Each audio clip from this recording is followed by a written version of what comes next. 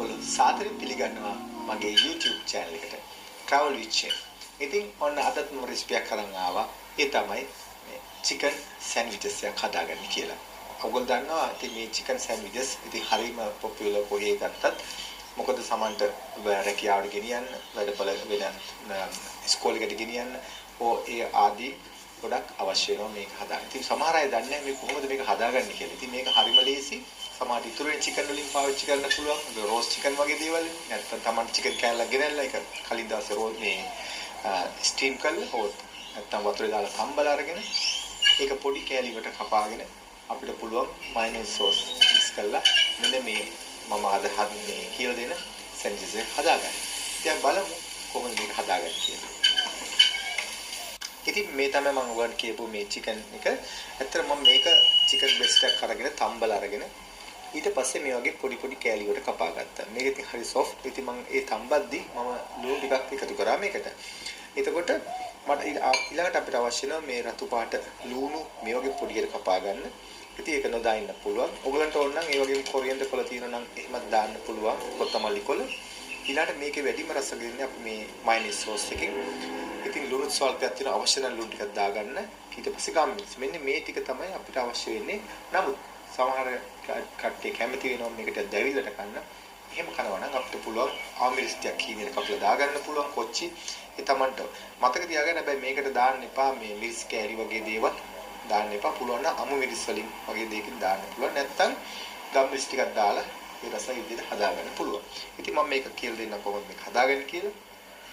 ඉතින් මුලින්ම මම මේ ලුණු ටික එකතු කරනවා මේකට. මේ විදිහට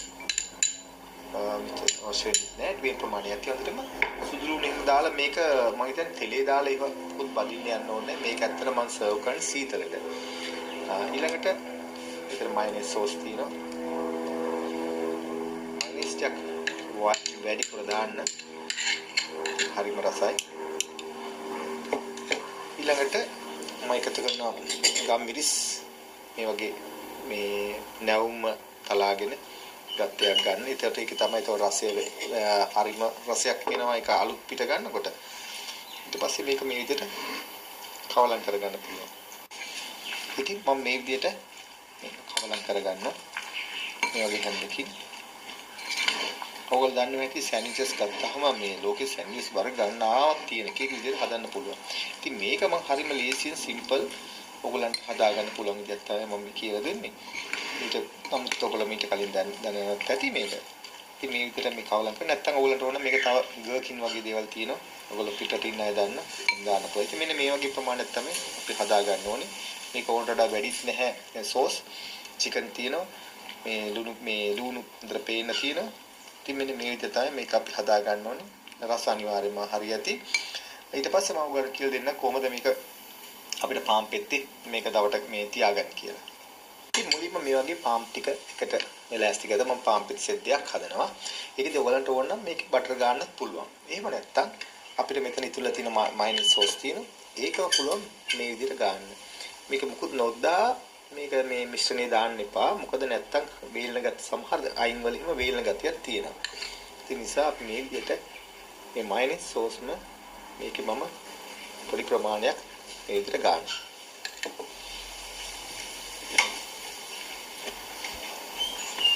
කොහොමද බටර් හෝ මාජරි මේක ගන්න පුළුවන් මේ විදිහටම. ඒතරයි ඊට පස්සේ අපි කරන්නේ මේක පෙත්තකට මේ විදිහට chicken ප්‍රමාණයක් තියෙනවා. මේ හැන්දෙම තමයි මේ ඔක්කොම කරන්නේ. වෙනත් කිසිම ආධාරයක් අපිට අවශ්‍ය නැහැ. මේ විදිහට මේක ඉතින් හරිම මේ කාර්යබහුල ජීවිතේට මේක හරිම ලේසිම සෑන්ඩ්විචස් එකක්. කවුරුත් ආස හිතන මේ කන්න. ඒ නිසා විශේෂයෙන් පොඩි අය හරිම ආසයි මේ වගේ මේ chicken sandwiches එක කන්න. ඒ අය කැමති නැත්නම් ලුණු දාන්න එපා. ඉතින් මේ හැන්දෙන්ම තමයි අපි මේ ඔක්කොම මේ කරන්නේ. ඒ කළා මේ ඔයාලට ඕන නම් මේක චීස් අනම්මනකුත් දාන්න යන්න එපා මේකට. මොකද මේක අපි රසය දෙන්නේ chicken විතරයි සහ mayonnaise. නමුත් ඒ දේවල් විවිධ විදිහට හදන විදිහ තවත් සෑන්ඩ්විච් වල ගොඩ ගන්නාවක් තියෙනවා. ඉතින් ඒකල්ල අපි ඊට පස්සේ මේක මේ විදිහට අනිත් පැත්ත උඩින් තියලා එහෙම හදාගන්න.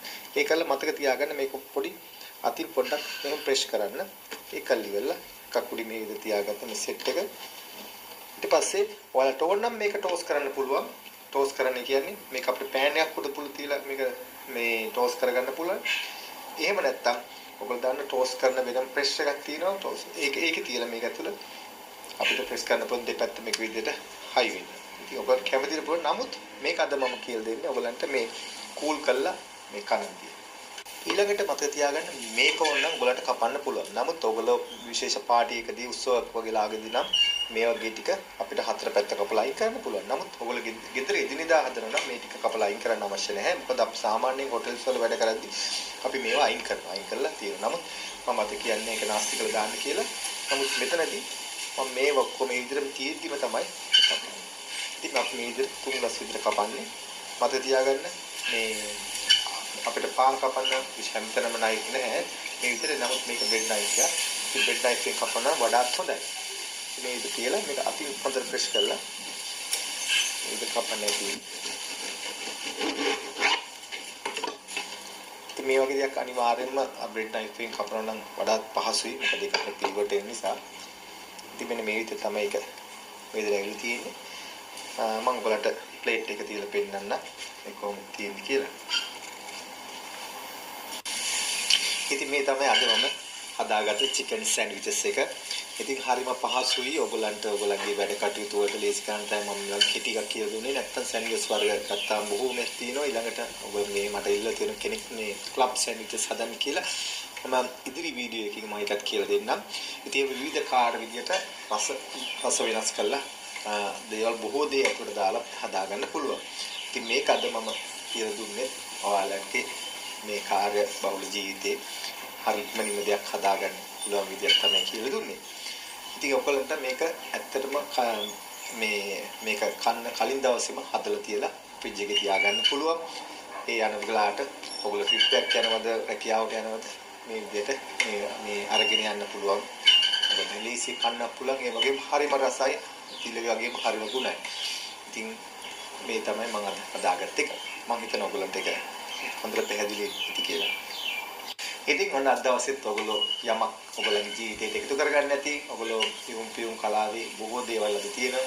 නමුත් මම මගේ මේ වැඩසටහනේ ඔයගොල්ලෝ කියලා දෙන්නේ බොහොම ලේසියෙන් හදාගන්න පුළුවන් දේවල්. නැත්තම් ගොඩාක් අමාරු දේවල් තියෙනවා. ඉතින් විවිධ විදිහට අපි සුපර් හැට කරන.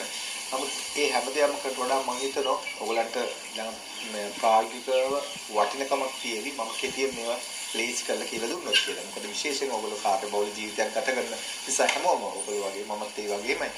ඉතින් අද දවසේ වීඩියෝ එකත් ඔයගොල්ලෝ සතුටු වෙන්නේ නැති. නැවතත් මෙවැනිම ලස්සන වීඩියෝ එකක් හම්බෙන තුරු ඔබට සුබ දවසක්. ගිහින් එන්න ආයිබෝන්.